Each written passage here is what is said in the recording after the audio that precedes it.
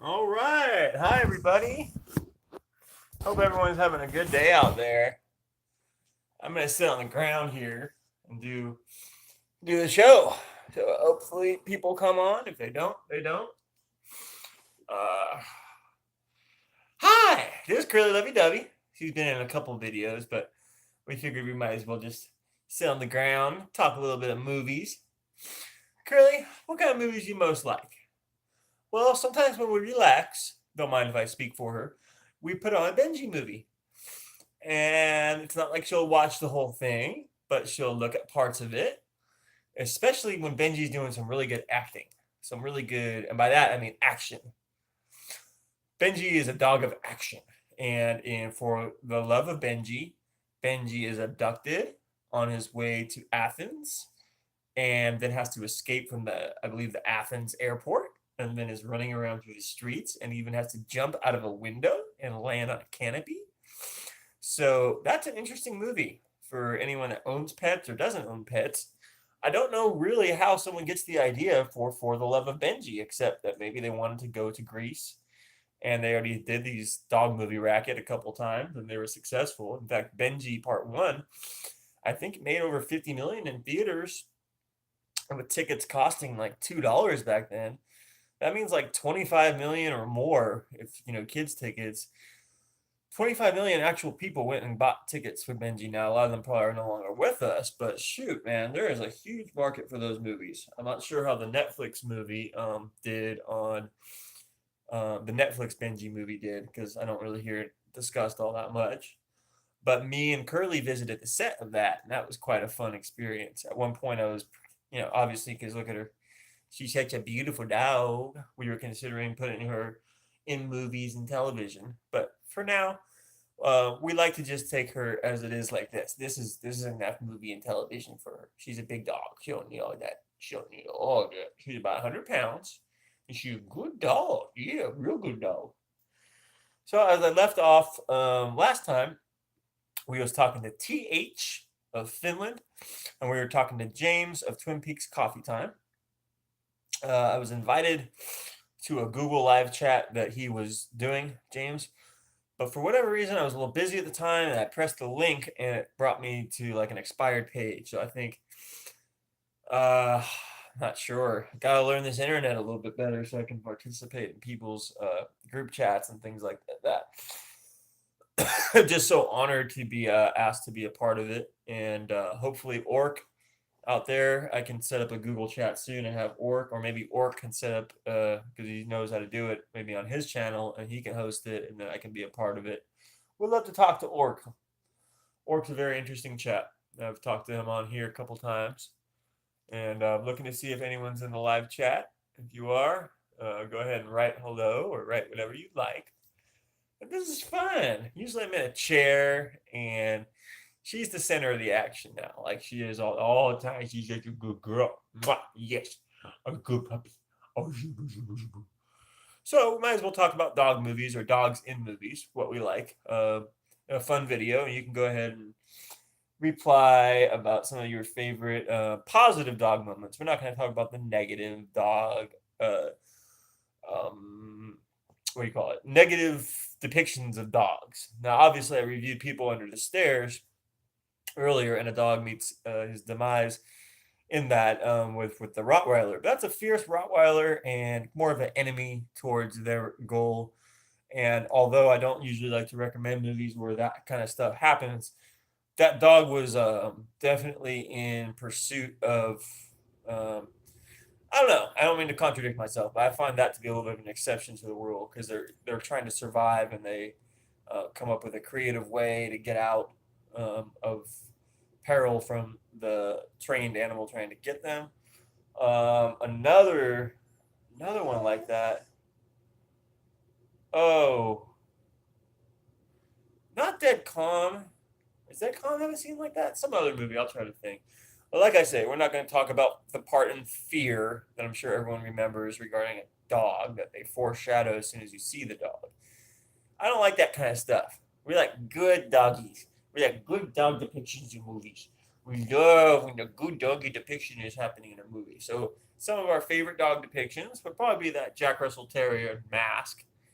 I'm speaking for myself because she can't really verbalize it, but she would love Toto. She's a huge fan of little Cairn Terrier. She likes them. Keenan Richardson. Oh, I just got a text from a buddy of mine that lives locally here. Hadn't heard from him in a little bit.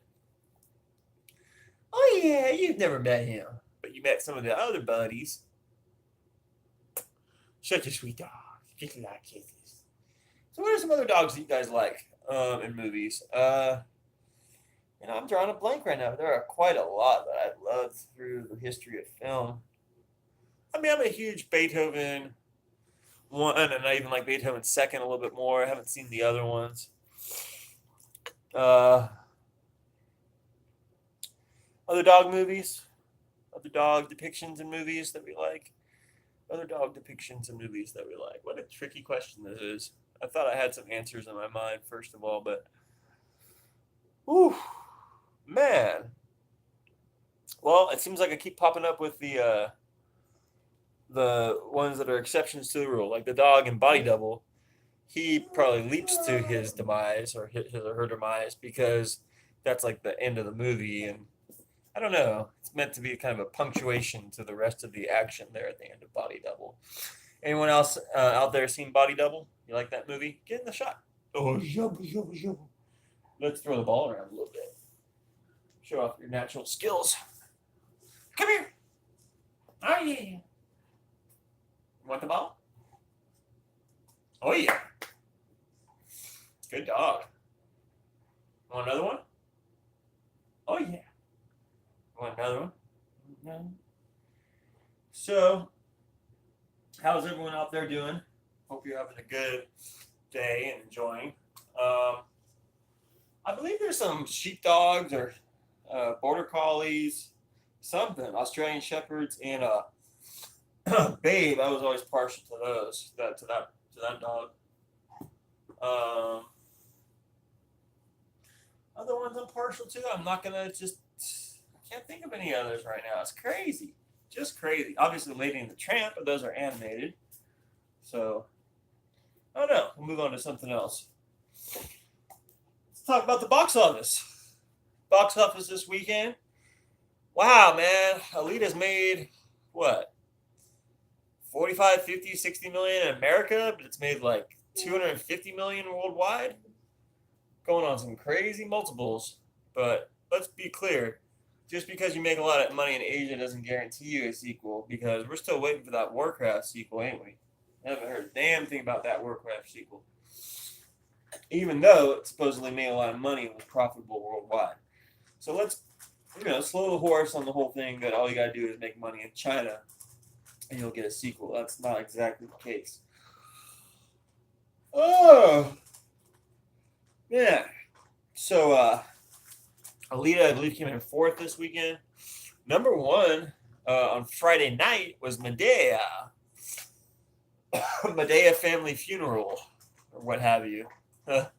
Tyler Perry, Medea Family Funeral, something like that. So that occurred, and that made slightly more money on Friday night than How to Train Your Dragon. And then, basically, How to Train Your Dragon wrecked shop the rest of the weekend, Saturday and Sunday, despite his slow Friday night. How to Train Your Dragon, I believe, made 30 million or so domestically in this weekend. So it was predicted to drop a little bit more, but it didn't drop as much. And it beat out the Medea movie, which he says is going to be his final Medea movie. But you and I both know he may be putting that dress back on again. Because if he waits it out 5 years or so, you can better believe all these people that are showing up out here for this Medea movie are going to keep showing up. So I've been doing some per theater averages locally and trying to study a little bit more about regional box office. So I may post links to some of that stuff I'm working on. It's like a report that I'm drawing up, basically studying per theater averages now compared to different times in the past. And it's kind of interesting to me. I don't know if it's interesting to anyone else. Upside, I believe, passed over 100 million. If not, it already had. So it's like 105 million. Glass is getting yanked from theaters. So Glass, everyone was avoiding putting a big movie out against Glass, and it's to their peril because Glass, basically, I mean, not basically, it sold far fewer tickets than Unbreakable did. So all the hubbub about how big of a flop Unbreakable was years ago, well, Glass sold less tickets, straight up. So I don't know. I didn't enjoy that whole trilogy. Uh, so in that regard, and just based on how people had poor reactions from seeing the movie, I thought it would drop even quicker. It's quite cold out here today, so I'm not feeling my best. So that's continuing from the video earlier, but I won't go on about that. But anyway, box office wise, we can discuss Greta. Greta came out and just absolutely flopped. Played on 2,400 screens and opened at 5 million. Kind of hard to do, actually. A per theater average.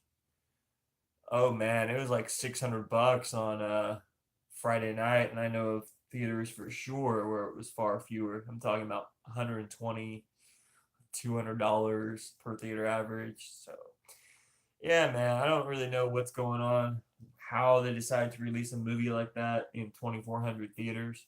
Just pump it out in the middle of March or beginning of March and act like, oh yeah, we're just gonna see what happens. That's a straight to on-demand movie. It really is in this shrinking adult thriller environment. To put Greta out after acquiring it for as much as they did, and then have it flop like they did. I don't know how they're going to justify it. It's going to be another hit on Chloe Moretz, I guess, until she puts herself in the proper franchise, I guess. I don't know what's going on with movies these days, but Chloe Moretz and Isabelle Huppert and whoever else was in that movie were definitely not enough of a draw. And anyway, Bumblebee's gone to the cheap theaters, and Mary Poppins Returns. So obviously, Mary Poppins Returns made slightly more domestically. Bumblebee's probably made a lot more internationally. Um, both were somewhat financial disappointments. Mary Poppins Returns, the returns on that are basically guaranteeing that there will not be a third one, at least in this go around. So there's been a little bit of a box office discussion. But yeah, Neil Jordan directed Greta. So has anyone out there seen Greta? I have a friend that went to go see it today. I haven't talked to him yet. Don't know if it's a good movie. I've seen some of the reactions from people. They don't seem to be too impressed with it. But anyway, I'm thinking about doing some live streaming events outside of movie theaters to try to get people's reactions to movies as they're leaving. There used to be Grace Randolph who would do that. She would do Beyond the Trailer before she just started, having her head explode and doing movie news all the time. But yeah, I really appreciated when she would get, person on the street reactions to the movies that they saw. So I'm trying to organize how to do that and then post the videos, edit the videos, or just post them. I don't know. I don't want them to be too long and rambling and all that. But basically, I want to get people's reactions as they're leaving the theater rather than reviews and all this stuff, like critical reviews is what I mean. So anyway, that's some stuff I'm considering. Couple movies I'd like to discuss a little bit more in the next couple weeks, and was interested to see if anyone else out there is interested in discussing them or knows about these movies or has any insight to share on them. Those would be Capricorn 1. Those would be oh god, it was right on the tip of my tongue. Oh, Miracle Mile starring Anthony Edwards. Those two. So if anyone out there would like to discuss those, go ahead and either like post a response video about if you like those movies, or some comments about those movies. I know there's a rare, or not rare, but like a new edition of Miracle Mile, so I'd love to get that and see some of the special features. Been corresponding with the director of that for some time, trying to coordinate our schedules, but he travels a lot promoting the movie still. They do screenings of it all over the world, so always hard to get that set up just like that. But anyway, like I said, I hope everyone had a wonderful weekend. Hope everyone's ready to check out some of these new movies that are coming out in March and also in home media. Um, and I guess we'll leave it at that. It's been a fun little discussion. Um, I posted some reviews of these Wes Craven movies earlier, and the upload didn't finish processing, so I might as well review those right now. Hold on 1 second.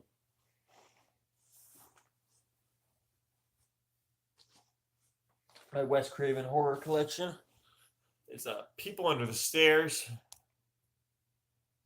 Sorry for its darkness right there. People Under the Stairs, Shocker, and Serpent in the Rainbow. These were all attempts by him, I think, to start new franchises or to do new horror. I would have loved to maybe see a People Under the Stairs sequel. It's kind of a creative little movie. Basically, these people are trying to save their house, so they're going to go rob this coin collection from their landlord so they can pay their rent. And then the little boy gets stuck in the house, and there's people living underneath the walls or in the walls and under the stairs. Bunch of crazy going on in that movie. Is it a perfect movie? No. Is it even tedious as you're watching it? Claustrophobic? A little bit, but definitely an experience. Serpent in the Rainbow. Used to always see the advertisements and the trailer at Edwards Upland 8, so I'll always think of that. It was a popular movie with the horror crowd at the time, but didn't do too well. I love Kathy Tyson. I believe that's her name. Kathy Tyson, who was in Mona Lisa and does a really good job performing also in Serpent in the Rainbow. Stars Bill Pullman. Didn't realize that was Bill Pullman back in the day, but that was Bill Pullman.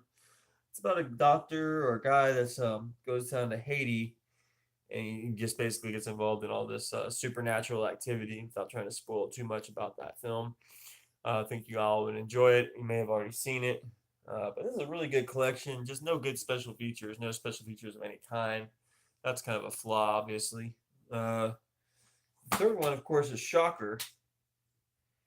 So you get People Under Stairs on its own disc, and you get Shocker and Serpent in the Rainbow on its own disc. So I might pop that one in a little bit later and watch Serpent in the Rainbow. But Shocker stars Peter Berg, and he's most now known as a director, but he was an actor still back then. Also stars Michael Murphy, who's a friend of the family. Does a really good job in this performance, and a variety of other people are in it. I highly recommend it. Very dark movie though, hard to shake. Could it have been even darker, even pull out more of the stops? Maybe, but it's pretty much there. Pretty much is there. It was filmed at Mount San Antonio College, area very much I'm familiar with there in Walnut, California. So as soon as I saw that footage of that, I knew that that indeed was Walnut, California, right off of Amar Drive. So that's that. Anyway, I really enjoy Shocker, and I think that a lot of horror fans need to give it more of an appreciation. So with that being said, everybody, might try to set up another, like I said, Google Chat live stream, trying to get other people involved, trying to put together a movie discussion show. I have some time off next couple days, so I'm gonna research everything I need to about building this stuff up. I promise it won't be too long from now until I'm doing my own kind of movie discussion shows with others out there in the rest of the world. So anyway, hope everyone's having a good day. Gonna have a little bit of dinner here, and shalom.